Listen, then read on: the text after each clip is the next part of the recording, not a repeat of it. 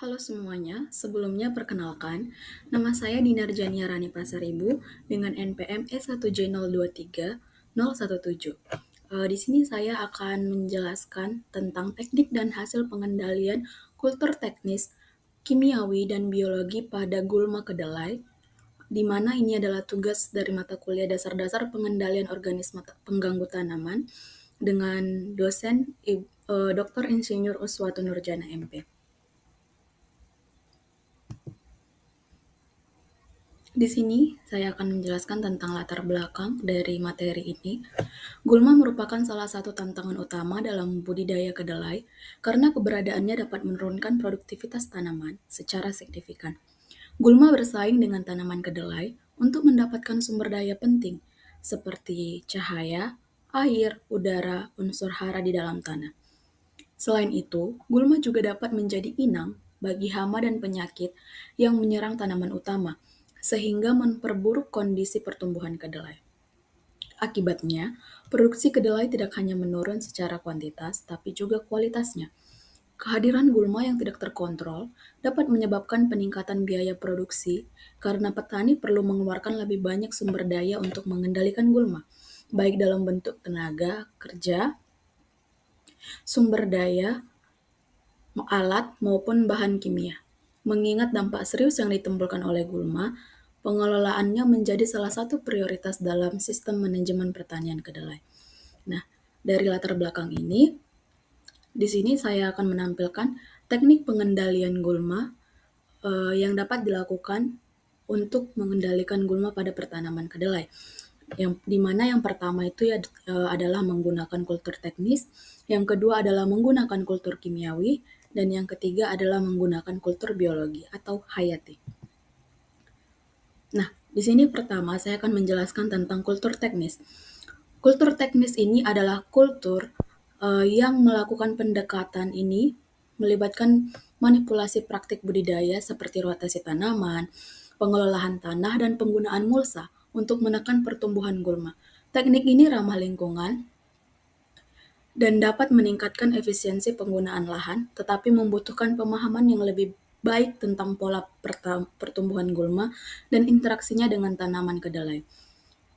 Menurut Triyono 2011, penggunaan mulsa alang-alang dengan dosis 21 ton per hektar mampu mengendalikan gulma secara efisien, sehingga mampu meningkatkan hasil biji kering hingga 56%. Semakin tinggi takaran mulsa yang diberikan, semakin tinggi pula efisiensi pengendalian gulma.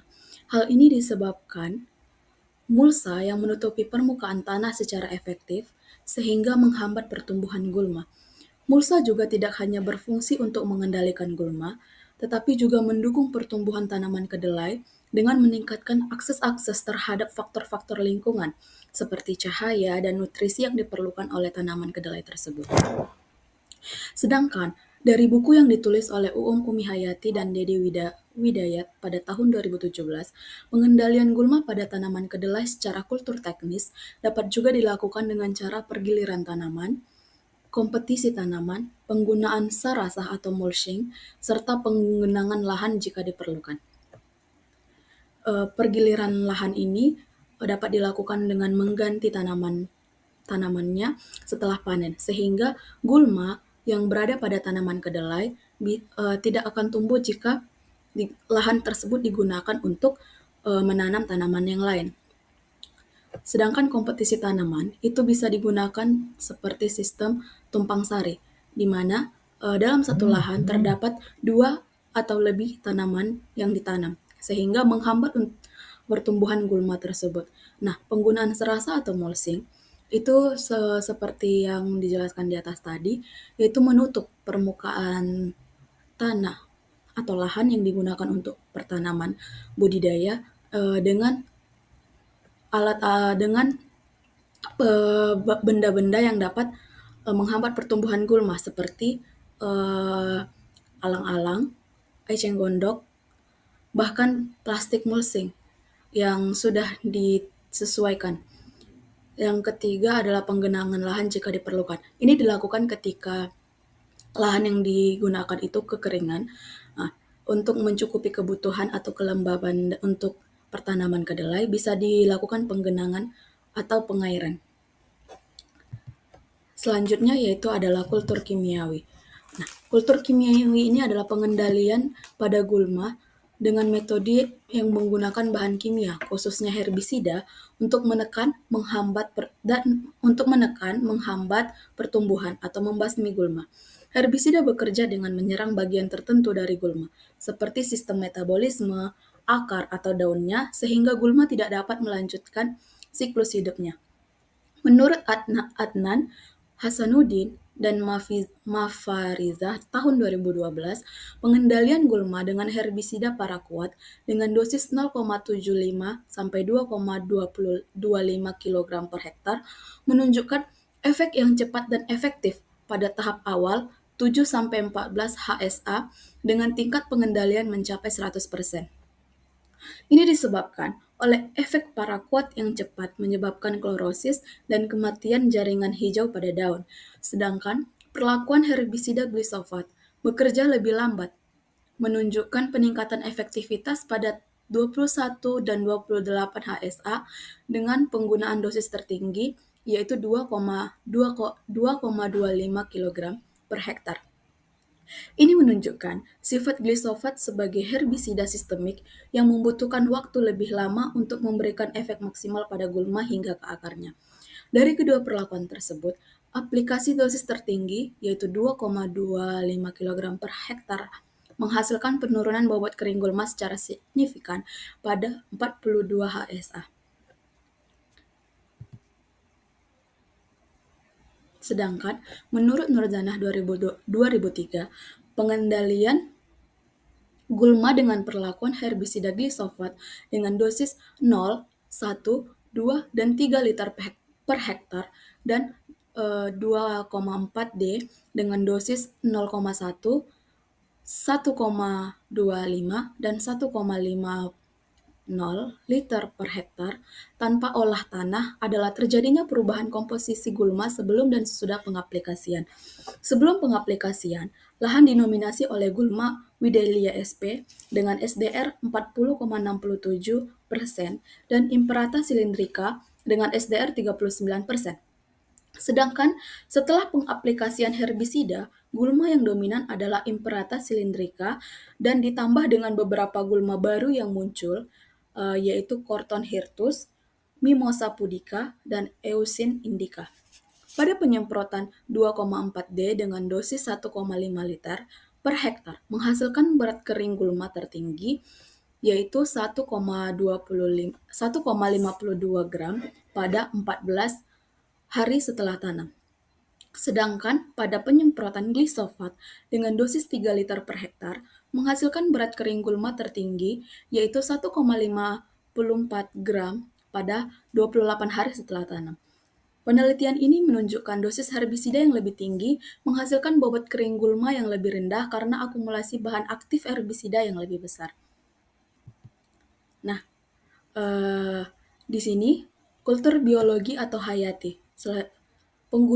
Kultur biologi atau kultur hayati ini adalah penggunaan organisme hidup seperti agen hayati, misalnya jamur dan serangga, menawarkan pendekatan ramah lingkungan untuk mengurangi populasi gulma.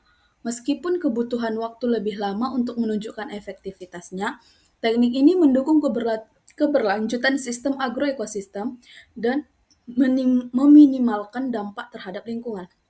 Menurut Umi Hayati dan Widayat tahun 2017, dalam pengendalian biologi ada langkah-langkah tertentu yang harus diikuti. Yang pertama, penentuan tumbuhan pengganggu yang akan dikendalikan. Ini diperlukan agar penentuan organisme hidup atau musuh alami yang akan digunakan itu sesuai dan tepat dengan sasarannya. Sehingga tidak ada yang berlebihan. Yang kedua, survei dan penentuan musuh alami.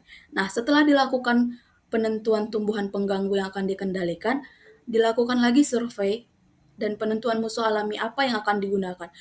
Musuh alami atau organisme hidup apa yang cocok untuk membasmi tumbuhan pengganggu yang akan dikendalikan pada lahan pertanaman tersebut.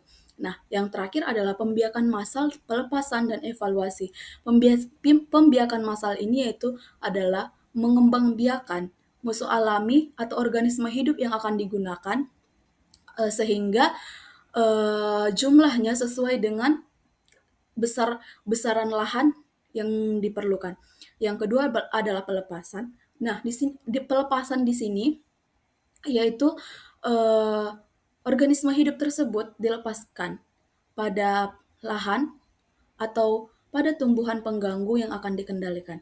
Dan yang terakhir itu adalah evaluasi, yaitu adalah meninjau kembali apakah organisme hidup tersebut menjalankan tugasnya dengan baik atau tidak, sehingga dapat dilakukan perbaikan jika tidak sesuai dengan harapan. Yang terakhir adalah kesimpulan. Dari materi yang saya sampaikan tadi, saya dapat menarik kesimpulan bahwa pengendalian gulma pada tanaman kedelai merupakan aspek penting dalam sistem manajemen budaya untuk memastikan produktivitas dan kualitas hasil panen yang optimal. Gulma dapat bersaing dengan tanaman kedelai dalam memperoleh sumber daya seperti cahaya, air, dan nutrisi, sehingga diperlukan strategi pengendalian yang efektif dan berkelanjutan. Pendekatan pengendalian gulma dapat dilakukan melalui 3 metode utama. Ketiga metode ini yaitu kultur biologi, kultur teknis, dan kultur kimia, memiliki keunggulan dan kelemahan masing-masing. Pendekatan terbaik adalah menggabungkan metode tersebut dalam strategi pengendalian terpadu yang memungkinkan pengelolaan gulma secara efektif, efisien, dan ramah lingkungan. Dengan penerapan pengendalian gulma yang tepat, budidaya kedelai dapat meningkatkan produktivitas sekaligus menjaga keberlanjutan lahan pertanian, mendukung ketahanan pangan, dan mengurangi dampak negatif terhadap ekosistem sekitar. Mungkin sekian presentasi atau pemaparan materi yang dapat saya sampaikan. Jika ada kekurangan atau kesalahan, saya mohon maaf. Saya akhiri. Terima kasih atas perhatiannya.